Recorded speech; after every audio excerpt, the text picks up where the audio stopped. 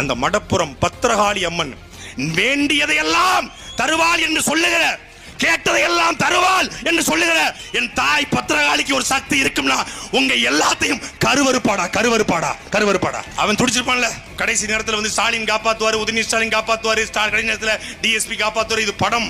சிங்கம் சூர்யா வந்துருவாரு, சாமி விக்ரம் வந்துருவாரு, கம்பீரம் சரத்குமார் வந்துருவாரு, கிளைமாக்ஸ்ல வந்து வாழ்று வெற்றிவேல் சத்யராஜ் வந்துருவாருன்னு சினிமா கிடையாது. அவன் நினைச்சிருக்க வாய்ப்பு இல்லை.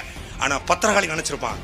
பத்திரகாளி தினமும் கும்பிடுறவன், பத்திரகாளிக்கு 100 பத்திரங்களை கொண்டு சொல்றவன், அந்த பத்திரகாளி அவன் நினைச்சிருப்பான். அந்த பத்திரகாளி உங்க எல்லாரையும் அறுப்பாடா. நீதிமன்றமே நாளைக்கு பிழையா நின்றாலும் கொஞ்சோண்டு என் முன்னோர் பத்திரகாளினா யாரு? இந்த மண்ணில ரத்தமும் சதையுமாக உயிர் நீத்த எங்களுடைய பாட்டி, அவளுடைய அறமும் வீரமும் அறுக்கும்டா. அத்தனை பேரையும் அறுக்கும். இந்த காவல்துறையை விட இங்கே கொடுமையாக நடந்து கொண்டு மிளகா பொடியை வாங்கி கொடுத்துறேன்.